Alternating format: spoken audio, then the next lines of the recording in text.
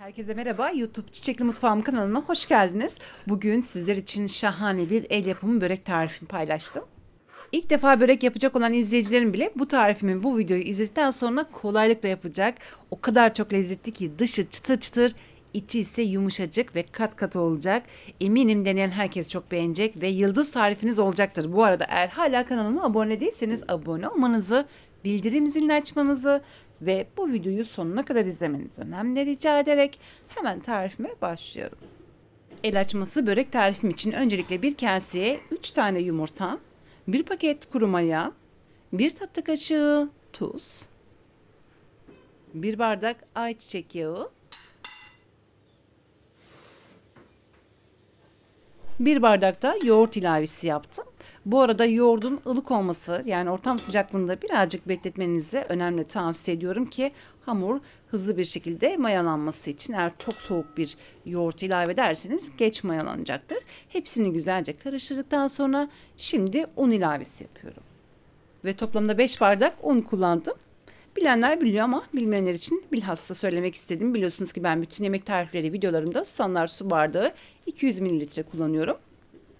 Sadece yemek tariflerinde değil, börek tarifleri, kek, kurabiye, hepsinde tatlı, şerbeti tatlı, hepsinde standart su bardağı her evde bulunan 200 mililitre kullanıyorum. Ölçülerinizi bu bardağa göre yaparsanız sorun çıkmayacaktır. Yine malzemelerin bütün detaylarını açıklama kısmına yazıyorum. Anlamadığınız bir yer olursa mutlaka bana yazın. Hepsine geri dönüş sağlıyorum.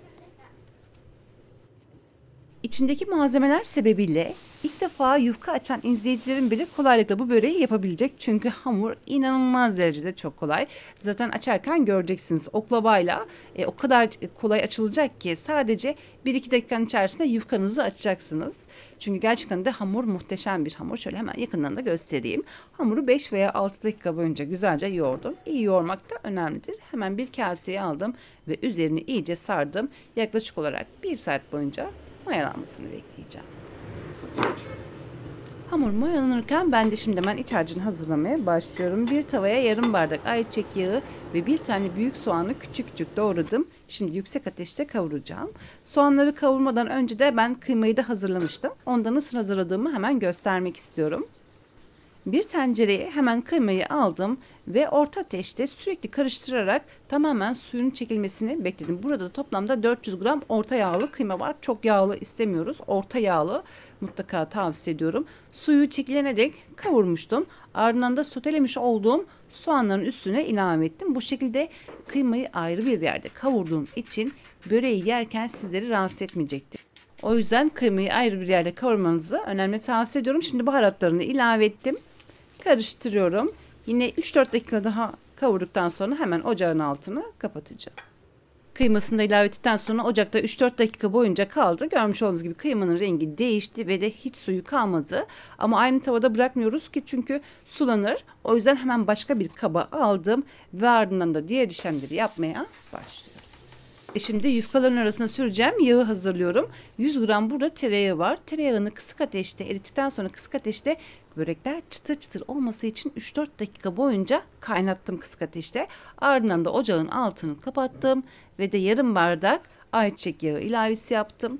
Gerçekten de eğer tereyağını kısık ateşte yakmadan kaynatırsanız börekler daha çıtır çıtır olacaktır. Hamurda görmüş olduğunuz gibi çok güzel bir şekilde mayalanmış. Şimdi hemen tekrardan yoğurup 4 eşit bezeye ayıracağım. Bu arada havalar çok soğuk olduğu için eğer mayalanma işlemi olmuyorsa fırını 50 derecede bir 15 dakika boyunca ısıtıp içinde bırakabilirsiniz. Daha da çabuk mayalanacaktır hamur.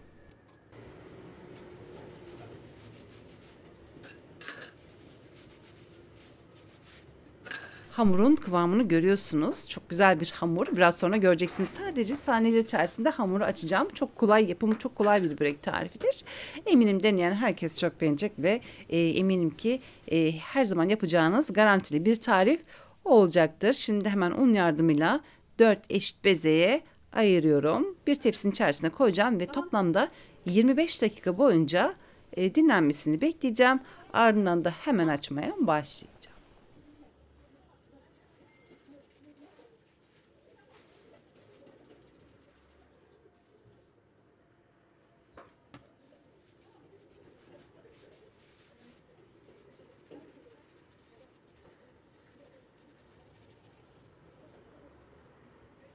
Söyle kızım.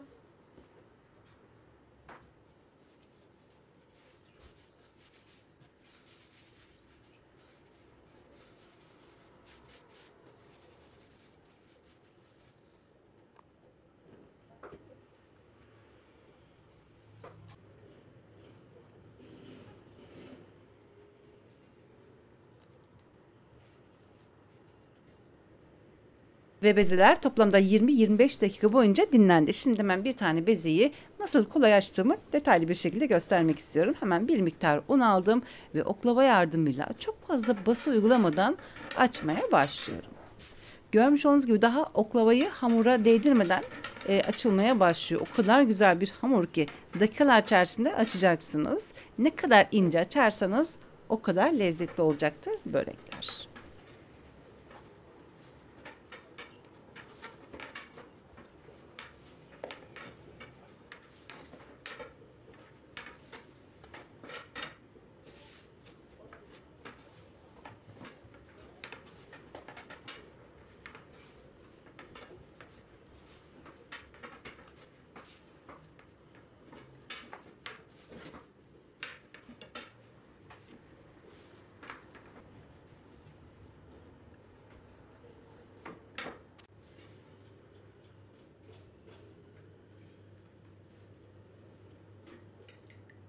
Evet, görmüş olduğunuz gibi incecik yufkaları açtım ve şimdi hemen hazırlamış olduğum tereyağıyla bol miktarda yağlıyorum. Ne kadar dediğim gibi ince açarsanız o kadar iyi olacaktır. Bu yufkayı sadece 3-4 dakikanın içerisinde açtım. Gerçekten de çok kolay açılıyor. Hamurun kalitesinden dolayı, içindeki malzemelerinden dolayı kolaylıkla açacaksınız. Ve hemen katladım. Katladıktan sonra tereyağı ile yağladım.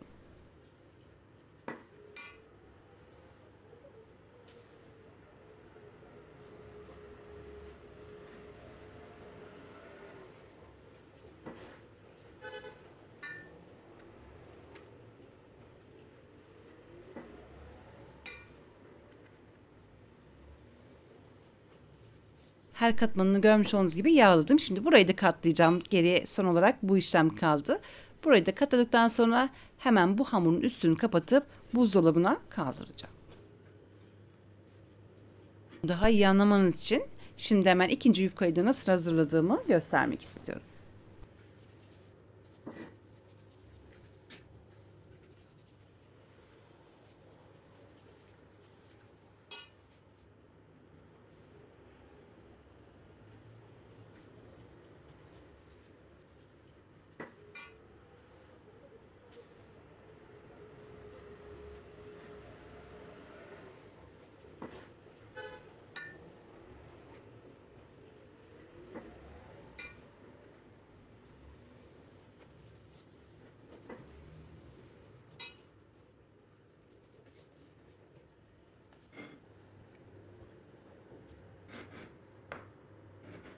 İlk hazırladığım yufkayı böyle bir servis tabağına almıştım ve üstünü kapatıp buzdolabına koymuştum. Şimdi hemen ikincisini de koydum.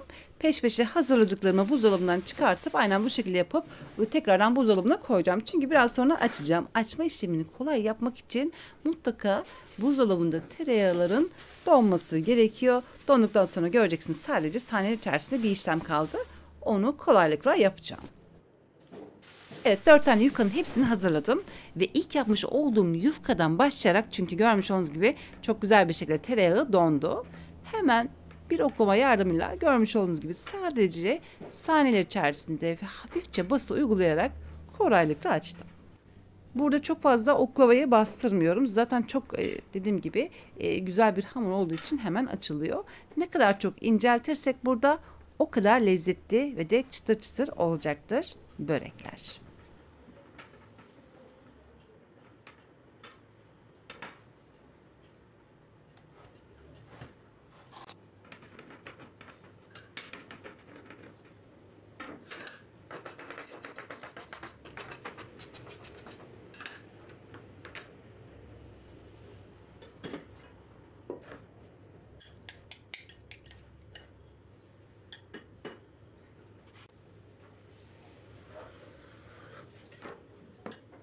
Yufkayı açabildiğim incelikte açtım. Geriye kalan yufkalar da buzdolabında bekliyor. Ve hemen ortadan ikiye kestikten sonra kenarlarına hazırlamış olduğum kıymadan koyup ve şimdi hemen sarmaya başlayacağım.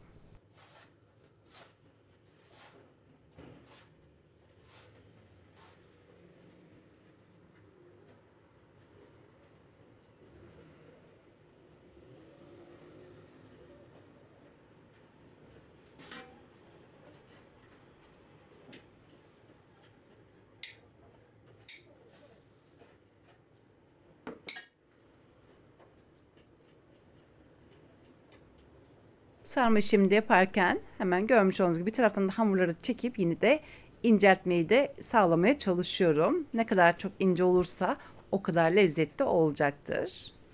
Gerçekten de çok kolay bir börek tarifi. Buraya kadar gelen süreçte beni hiç yormadı. Şimdi ben ikisini yan yana koyup kesmeye başlıyorum.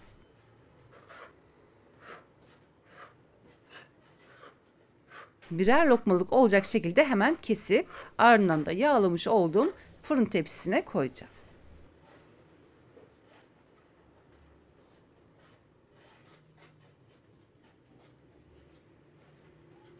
Fırın tepsisine diziyorum. Bu arada en önemli detaylardan bir tanesi fırın tepsisinin mutlaka 40 santimetre olması gerekiyor. Buna göre çünkü ayarladım. Kıymalar birbirine yaklaşabilir. Biraz sonra daha detaylı bir şekilde göstereceğim dizerken. Çünkü 40 santimetrelik bir tepsiye göre ben hamurun oranını ayarladığım için tam gelmesi için aynen bu şekilde yerleştirmenizi önemli tavsiye ediyorum. Görmüş olduğunuz gibi kıymalar birbirine birleşik. Çok fazla ayrık değil, birleşik.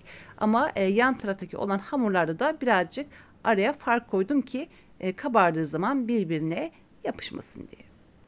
Hamurların tamamını görmüş olduğunuz gibi tepsiye yerleştirdim. Ve buraya kadar gelen süreçte beni hiç yormadı. Hamur çok kolay bir hamur olduğu için sadece dakikalar içerisinde açtım ve aynen bu şekilde hazırladım. Yaklaşık olarak 25 dakika boyunca tepsi mayasının gelmesini bekledim ve ardından da yumurta sarısını sürüp hemen fırına vereceğim.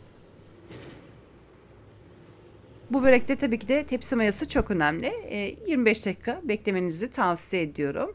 Ve yumurta sarısını sürüyorum. İnanılmaz derecede lezzetli bir börek olacak. Rengi de nar gibi kızaracak. Ve çıtır çıtır olacak. Zaten finalde detaylı bir şekilde sizlere göstereceğim. Bu böreği yaptıkça yapacaksınız ve inanıyorum ki yıldız tarifiniz olacaktır. Misafirlerinize de gönül rahatlığıyla yapabilirsiniz. Eminim tadan herkes çok beğenecek.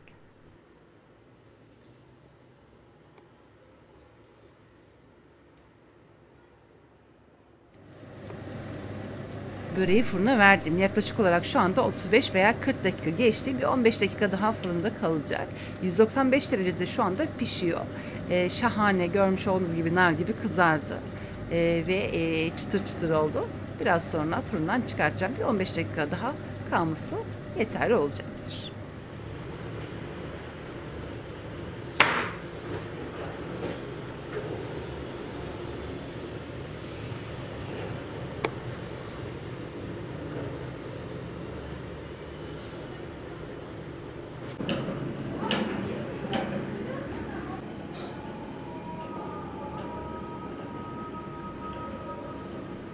Ve artık tepsiyi fırından çıkarttım.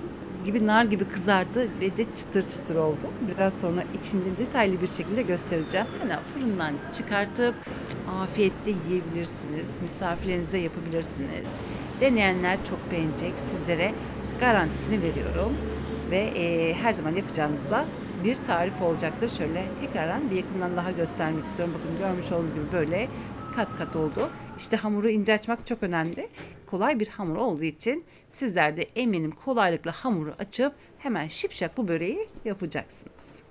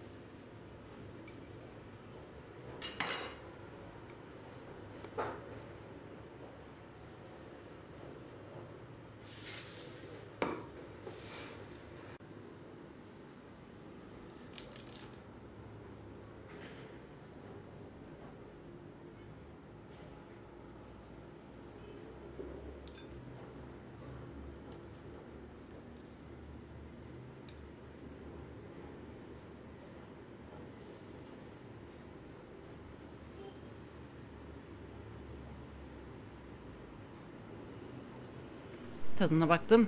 Şahane olmuş, çıtır çıtır. Lütfen deneyin. Asla pişman olmayacaksınız. Ben de böylelikle bir videoyu da burada sonlandırıyorum. Umarım bu börek tarifimi beğenmişsinizdir. Sizlerden gelecek olan mesajları da sabırsızlıkla bekleyerek şimdilik vedalaşıyorum. Yarın yeni videomda tekrar görüşmek dileğiyle. Hoşçakalın.